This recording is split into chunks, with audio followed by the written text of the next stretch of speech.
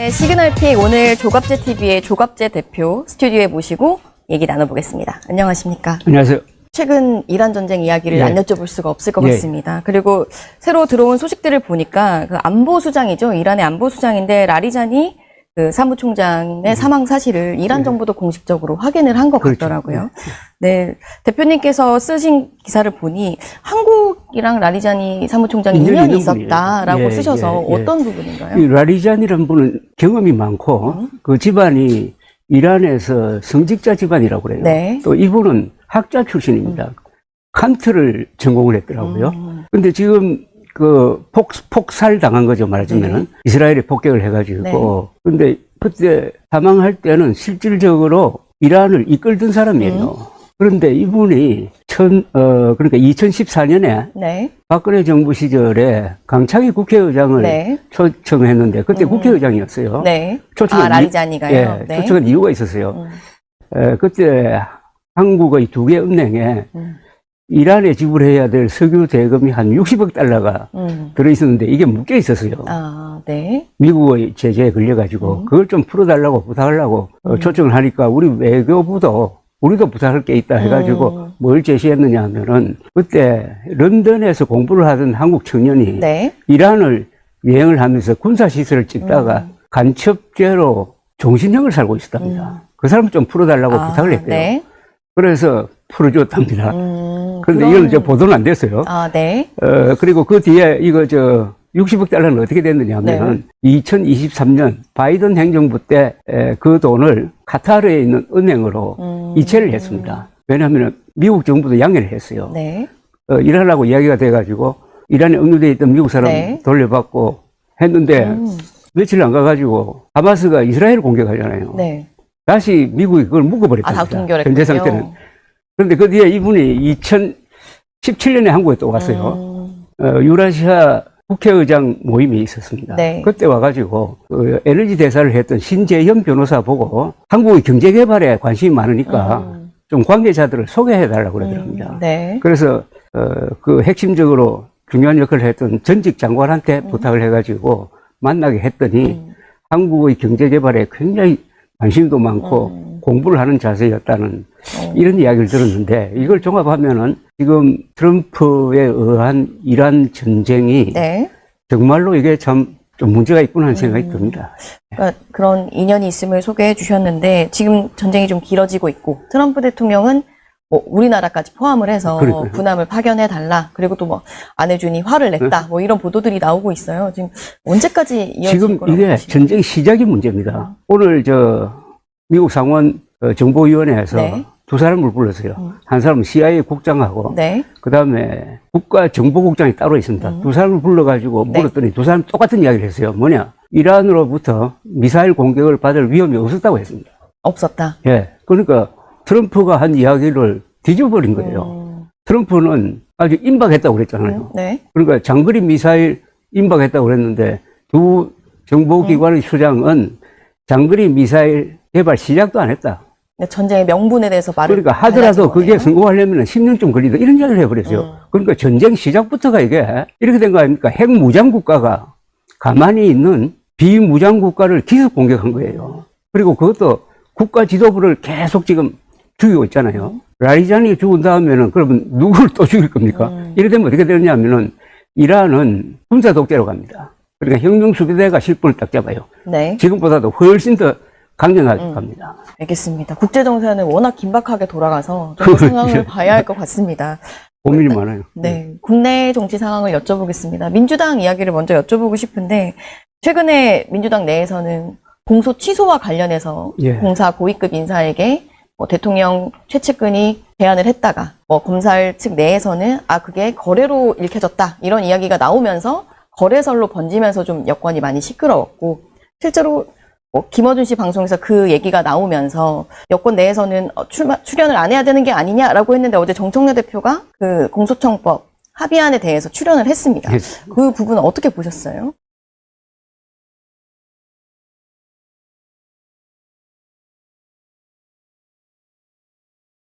이게 큰 문제가 하나 지금 자라나고 있는 것 같아요.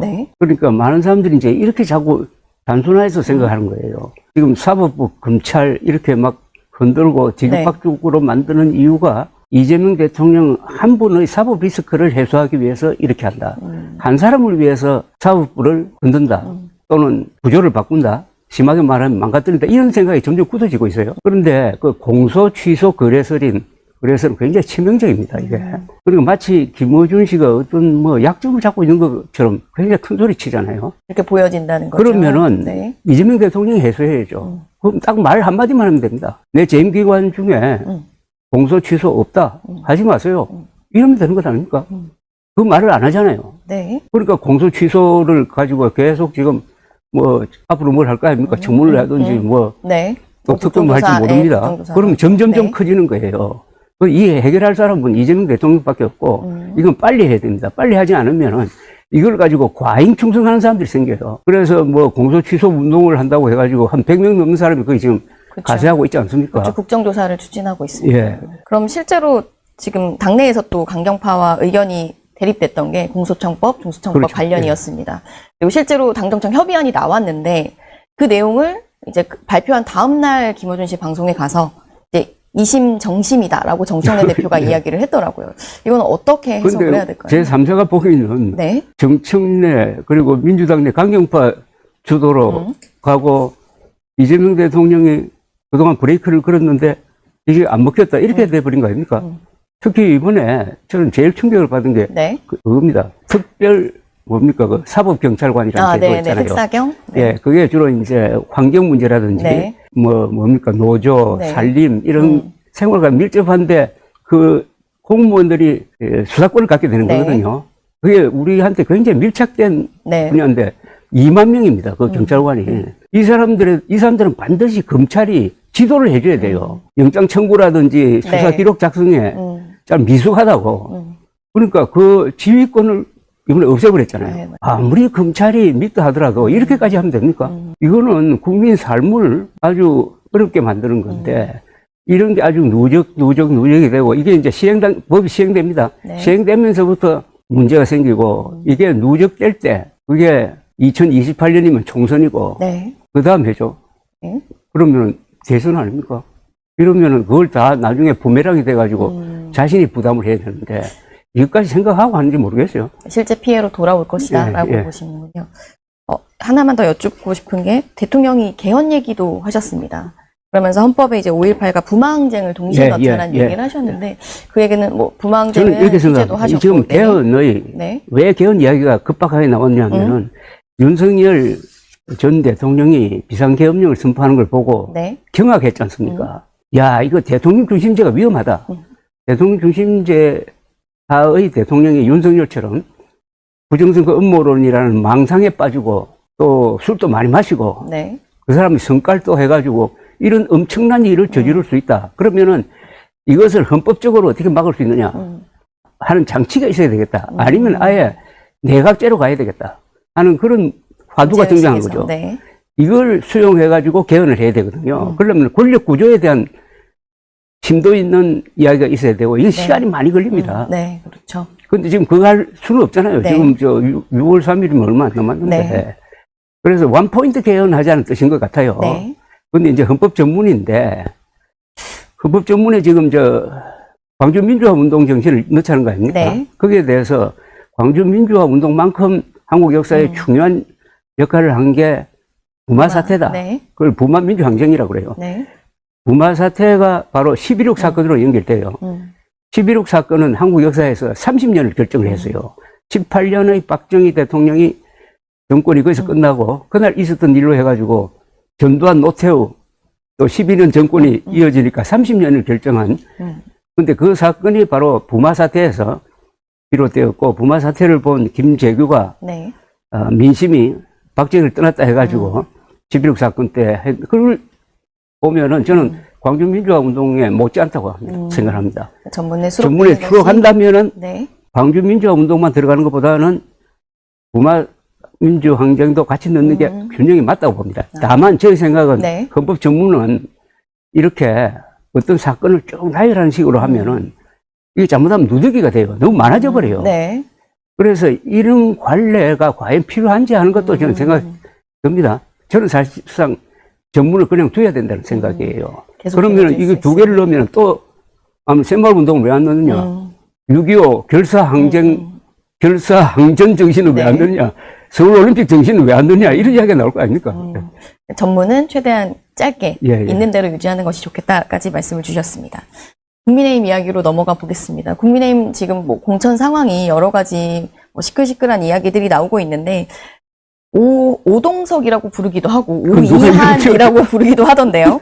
오세훈 시장, 한동훈 전 대표, 이준석 대표 이제 세 명의 그 보수에서의 역할론을 꺼내신 것 같습니다. 실제로 지금 그 부분은 어떤 생각 가지고 계신지 궁금해요. 원래 양상훈 주필이 썼는데 제가 거기에 조금 상상력을 더한 거예요. 그래서 오세훈 서울시장 그리고 그분이 60대입니다. 한동훈 전 대표가 50대, 40대 이제 이준석 이 세 사람 공통점이 있어요. 뭐냐면 윤석열이 불법 계엄을 반대했어요. 그리고 부정선거 음모론에 반대했습니다. 그렇죠. 그러면은 극우를 지금 보수 진영에서 정리하는 게 시급하거든요. 그걸 할 수 있는 세 사람이다. 그러면 이 세 사람은 이번 지방선거에서 중요한 역할을 해야 된다. 이게 큰 무대가 열려 있잖아요. 그럼 출마하는 게 좋겠다.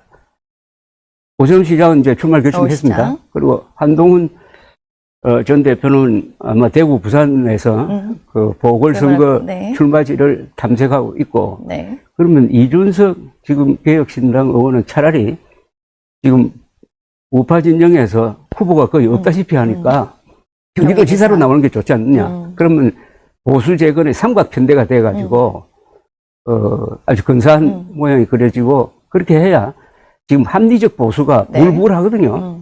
극우가 한국 보수를 대표할 수 없잖아요.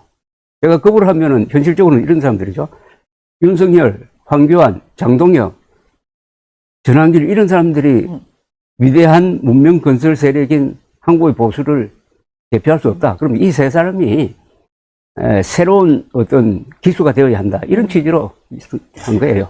여기에 이제 장해찬 여의도연구원 부원장이 좀 반론을 한 것 같아요. 그리고 80년대 정치인들에게 왜 희생을 시키냐. 경기지사 같은 경우는 사실 지금 승산이 거의 없는 곳에 어린 정치인을 보내고 지금 한동훈 전 대표를 살리려는 게 아니냐, 제정신이냐라고 하면서 좀 격한 발언도 나왔던 걸로 알고 있습니다. 들으셨지요? 아니, 어떻게 들으셨습니까? 나는 그 사람 잘 모르는 사람인데 저는 막말하는 사람하고 거짓말하는 사람은 제 기억에서 계속 지우려고 하는데요.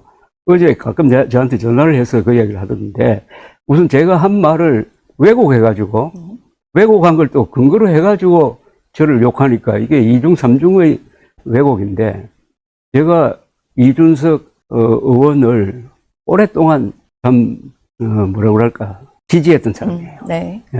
오랫동안. 근데 장혜찬 씨는 이준석 의원 주로 욕했던 사람 아닙니까? 그 사람이 갑자기 또 이준석 편 들고 나오더라고요.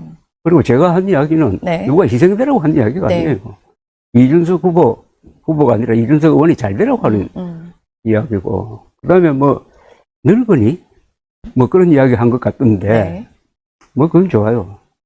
근데 그게 멸칭이 아니라고 그러는데, 그럼 그 집안에는 아버지 보고도 늙은이라고 그럽니까? 이런 이야기는 안 하고 싶은데, 그래서 이왕 나온 김에, 이게 극우 세력의 행태입니다. 극우는 어떤 식으로 논리 전개를 하느냐 하면은, 하지도 않는 말을 근거로 해가지고, 거기에 벌을 주려고 그래요. 내가 하지도 않은 말을 가지고 저를 비난합니다.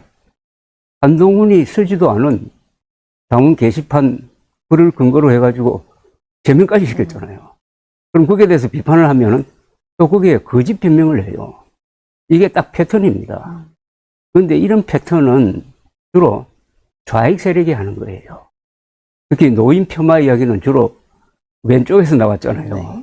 세대 교체란 말도 그런 거고 컷오프란 말도 이런 게 다 좌익적인 사고방식입니다. 왜냐? 보수는 아래 위를 아는 사람입니다. 왜냐? 보수는 미풍양속, 역사와 전통을 존중하는 사람들입니다.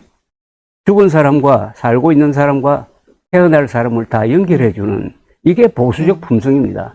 이 극우 세력은 행태가 사실은 극좌와 통합니다. 말발굽 이론이라는 게 있어요. 말발굽이 이렇게 생겼잖아요. 극좌 극우가 가깝다고.